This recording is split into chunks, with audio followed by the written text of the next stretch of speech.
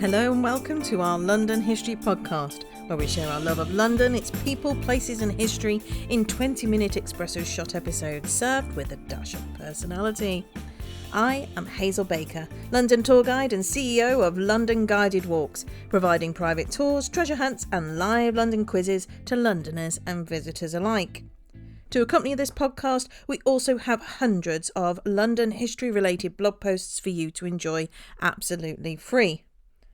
And we've been busy this summer. We have launched the Daily London, providing you with daily inspiration for things to do in London.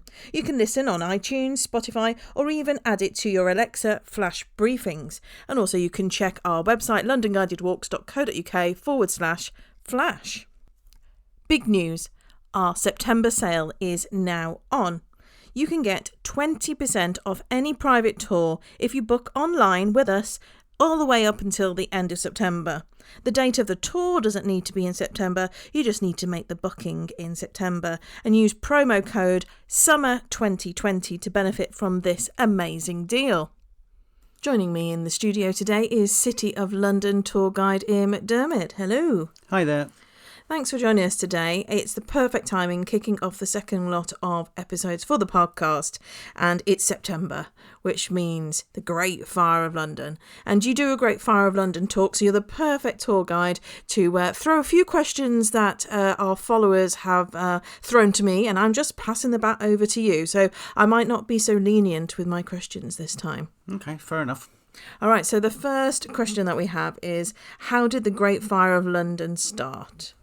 Well, we're talking about a bakery, Thomas Farron's bakery, which was in Pudding Lane. And on the morning of the 2nd of September, about 2 o'clock in the morning, 2nd of September 1666, one of the workers in the bakery smells burning. Now, if you want to get an idea of where this bakery was, it's quite easy because we've got this big helpful guide for us in the form of the monument. So the monument is just north of London Bridge, and if you were to lay the monument on its side, it is 202 feet tall, and it's 202 feet tall because if you were to lay it on its side, its end would rest on the site of Thomas Farron's bakery. So this worker in the bakery smells burning, and obviously something's gone horribly wrong, because if you're running a bakery in a city like London, as most cities were, largely made of wood, it was crucial that you made sure that the ovens were completely extinguished, and something had gone wrong. There was burning. He raises the household. They realise that the bakery is on fire and they escape. And they escape over the rooftops. Only Thomas Farron's maidservant, unfortunately, is afraid of heights, and she never makes it, and she becomes the first victim of the Great Fire. And you're saying that the fire needed to be extinguished because this happened in the middle of the night? Yes, and it's an obvious fire precaution to take. However, what is interesting, I think, about the Great Fire is that this is the first devastating fire to affect London since 1212. Now, when we get on to talk about the causes of the fire, well, we might as well say we get on to it, might as well do it now. One of the obvious reasons why the fire is so devastating is because London is made out of wood, and that's why we're saying it's so important to take precautions. And yet there hadn't been a really, really big fire in London since 1212, which suggests that actually the methods that London has employed to prevent fires and to deal with fires in general were fairly effective. So there were fires breaking out all the time, but the measures that they had in place were effective in making sure that they were localised and small fires, and that obviously didn't happen this time. So that's a big gap, isn't it, from 1212 to 1666? I mean, no big fires in between? Yeah, the last really devastating one was 1212. So, I mean, it's an enormous gap. Flies in the face of common sense. And when we're talking about why the fire spread so rapidly, obviously we've got to talk about the structure of London. But it's worth bearing in mind when we're doing this that somehow fire wasn't a constant problem. I mean, it was a constant hazard. It was always a danger. It was always in the background, but Londoners had dealt with it effectively. And the reason, when I talk about these structural reasons why the fire took hold, London is largely made out of timber. They're mainly timber-framed houses, so they will burn. The summer of that year had been very, very hot, so everything was very, very dry. And their means of construction, they had in the 15th and 16th centuries worked out how to build incredibly tall timber-framed houses, which is to say they were able, from the 15th century onward, to build them up to 4 stories, and some of them were even 5 stories. And timber-framed houses are built on projecting bays, which is to say that each floor you go up hangs over the street a little bit more, and consequently if you had a narrow lane with very tall houses on, then the tops of the houses would be very close together, meaning that it would be very easy for the flames to jump over. Also around the River Thames they were stored a lot of flammable materials, so there was lots of things like pitch, also lots of alcohol. There's still the Ward of Vintry, which is where the Walbrook, a small tributary of the Thames, used to be. So there's lots of alcohol there, and all of this goes up burns very effectively. In warehouses there? Yes, in warehouses and people's shops and things. So one of the interesting things that they did in Pudding Lane was that the archaeologists from the Museum of London investigated a site that was being redeveloped in the 70s, and they found in the cellar the remains of a barrel of pitch in basically a sort of ordinary building, but it had in the basement a barrel of pitch. And one other thing that came from that site that's very interesting is one of my favourite exhibits in the Museum of London. It's just a piece of fused ceramic, but they can tell from the way the molecules settled after the ceramic froze, I suppose, became solid again after the fire. They can tell what temperature it reached, and in Pudding Lane the fire reached a temperature of 1700 degrees centigrade. And what's that in Fahrenheit?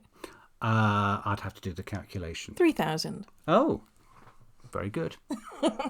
All right, so we've heard how the Great Fire started, but what means did they have to deal and fight with this fire? Well, they had lots of things, and in particular the parish churches were required to keep firefighting equipment. So they kept things called squirts, which were like big water pumps held by 2 men. They had shovels, large shovels, which they could use to put sand on fires. They had buckets, obviously, and they had fire hooks, and the fire hooks are probably the most important instrument. So this is a very long piece of wood, and at the end of it is a hoop of rope and also a hook. And the idea is that using the hook or the hoop of rope, you could attach it to the frames of these houses and pull them down and create fire breaks. In addition to this, they had various systems in place. So when the fire gets going in London, what's supposed to happen is that people are supposed to form chains carrying buckets of water up to the fire. So you'd have chains going on both sides of the streets. One side the buckets go up from the Thames, the other side they go down again. They also had means for dispersing water, though it's not clear if these had any effect. What was supposed to happen was that they had a water wheel that had been installed in the 1580s on the Thames, and on a good day, i.e. when the tide was right, they could pump that water up as high as Cornhill, which is one of the highest parts in the City of London.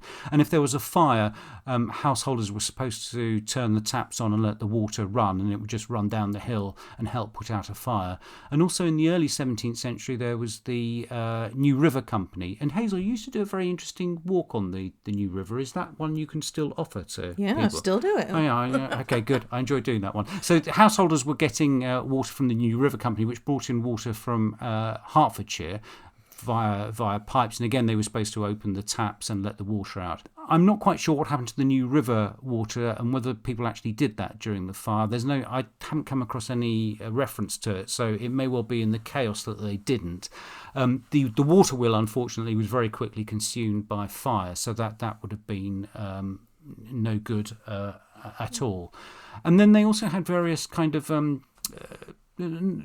various things in place that wouldn't actually help with putting out the flames, but were important if a fire was going on. So parish constables were supposed to stand at the end of the streets to prevent people looting. And one of the things that features pretty prominently in accounts of the fire is that the bells of the churches were supposed to be rung backwards to alert people to the fire so they could get away. And ringing them backwards means that they were muffled. And as I was saying earlier, the crucial thing in all this firefighting, the most effective thing was creating fire gaps. And one of the accusations that's levelled against Thomas Bloodworth, who was the Lord Mayor at the time, was that he was just not effective at creating fire gaps. And famously, they go to wake him up after the fire has been identified and it's got going, and he turns to the people who've woken him up and he says, "Pish, a woman could piss it out," and then he turns over and goes back to bed. And he's gone down in history for this remark. And then later on, when he does get up, when he is roused, he's very reluctant to create fire breaks. So Bloodworth thinks, first of all, the fire's going to be fairly trivial. And to defend him a little bit, that fits in with what I was saying earlier on about there not having been a huge fire since the early 13th century. And then he gets a lot of stick because he's very reluctant to pull houses down. But again, in his defence somewhat, it wasn't clear if he pulled down a house whether he would actually be personally liable for the expense of putting it back up again. And also there was the simple fact he was a Lord Mayor, he was a politician, and he was to some extent answerable to the people whose houses he would be pulling down. So they're a bit slow to get going with the fire breaks, but what's interesting is that when they do create fire breaks, they're not actually much good. When the fire finally progresses over to the west and gets towards the River Fleet, there are large hopes that the River Fleet will create a sufficient fire break of its own, but it just doesn't happen. That the flames leap over it. And this brings me to the main reason why this fire is so devastating in 1666 and why they haven't had one since the early 13th century. The real villain of the piece is the wind, and the wind on that night is enormously strong. There's a gale, and the gale is so strong that the English and Dutch fleets, which are trying to engage each other in battle in the English Channel, aren't able to do so. And not only is the wind very, very strong, but it's blowing in the wrong direction from the point of view of London. It's blowing a southeasterly that night. And so the flames, starting off in Pudding Lane, are fanned all over the rest of the city. And normally the wind would be blowing in the opposite direction. It would be a westerly, i.e. blowing from the west to the east. And the flames in that case would have been directed away from most of the city and possibly in a slight southerly direction onto the Thames itself, which would have been good. One little detail here, though, is that actually had the wind been going the other way, it would not necessarily have been a complete advantage to London, because the Tower of London is in that direction, and the Tower of London was full of dynamite, and this was a great concern in the first couple of days of the fire, that the fire might encroach on the tower itself. So you mentioned about these human chains passing buckets of water up and down from the Thames. Did they happen? I think they did, but not very much. So there's a limited reference to them in the sources. What's more clear from the sources is the complete panic and confusion. So Samuel Pepys, the diarist, goes for a walk on the morning after the fire has begun, and he reports on the increasing devastation in the area around London Bridge. And one thing that he describes is people desperate to get their belongings away from the fire and taking them to the river with the hope of being able to throw them onto ferries or boats. And the problem being, one of the problems was that there weren't sufficient boats or ferries, and people just throwing their belongings into the river. So I think that what happened fairly quickly was that everything descended almost into chaos. And what was the damage on both City of London level, but also on a personal level for Londoners? Geographically, it's absolutely devastating. The fire burns for 4 days, and at the end of it, 4/5 of the City of London is destroyed. And because of what I was talking about earlier about the wind, the only bit of the city that isn't destroyed is the northeasterly part of it. And you can see this today because if you walk around the northeasterly part, you can see some of the surviving pre-fire churches like St Helens Bishopsgate, St Catherine Cree Church, whereas in the rest of the city there is nothing from before 1666. This created huge homelessness. The population of the City of London was about 80,000, and about 70,000 people were made homeless. And perhaps this was the biggest immediate impact of the fire. And these people had to go somewhere, and they lived as refugees. And a lot of them ended up as refugees in encampments in the fields in and around the city. So Lincoln's Inn Field was one of them. Moorgate was another one. What is extraordinary, though, is that the number of casualties for this devastating fire, the official death count was about 9. And I think you and I, Hazel, have disagreed on this before, because I think you're a bit more sceptical about this figure, and you think that the actual death toll might have been much higher. My hunch is that it wasn't. The figure of 9 comes from bills of mortality, people reporting deaths to the authorities, and it is therefore quite possible that people who were underneath the radar would not get reported, people like prostitutes, vagrants. But against that is the fact that when they were clearing the rubble, we've got accounts of them coming across bodies, and normally when they do that, they're able to say, yeah, that was so-and-so, we told him to get out and he didn't, he remained behind. I don't think we can come to a definitive answer on this one, but we can, that is to say about the accuracy of this figure, but we can say that the number of deaths were low. And it is interesting to speculate that building being a very dangerous occupation in the 17th century, probably more people were killed in the rebuilding of London than were killed in the fire itself. And what is certainly the case is that what we've talked about, these refugees camped out in the fields in and around London, that the death rate amongst them must have been much, much higher than the 9 who actually perished in the fire. The physical damage to the city included, of course, the city churches. So 87 churches were destroyed out of a total of 107. So an enormous quantity of churches destroyed. And I think it's interesting reflecting on this figure, because it just shows how many churches there were in medieval London. You couldn't walk very far, and indeed, as you walk around the City of London, you can see where all the old cities were, where all the old churches were, because they're commemorated in plaques normally, and some of them were extremely close indeed. And it's interesting trying to imagine what the physical look of the city would be, and also the sound with all those church bells. But nevertheless, 87 of these churches are destroyed, and of course, when they rebuild them, this is the great opportunity for Wren to rebuild the city churches in London. And when they rebuild them, they decide to rebuild 51 of them. And Wren is in charge of this project, and it gives him obviously the scope to carry out this very famous rebuilding of London's parish churches. And talking of Wren, the obvious huge loss to London is this great cathedral in its midst, medieval St Paul's. And medieval St Paul's, although one aspect of how fantastic a building it was just to say how high it was. I think it was, from memory, 560 feet high. The spire, admittedly the spire disappeared in the 16th century, but it was enormously high. And I think, again, I'm just doing this recollecting that no building in London was built higher than the medieval spire of St Paul's until the 1960s. Thanks very much for that, Ian. It's really interesting. Oh, my pleasure. So I have done your Great Fire of London walk, but there's still plenty to learn. And I know that we could have covered yet another 20 minutes talking about how the Great Fire of London then shaped the face of the new City of London. But maybe people can come on your tour, or we'll do it for a podcast another time. Okay, good. That's all we've got time for now, but don't forget we have related blog posts to this episode on our episode webpage, which is on londonguidedwalks.co.uk/podcast.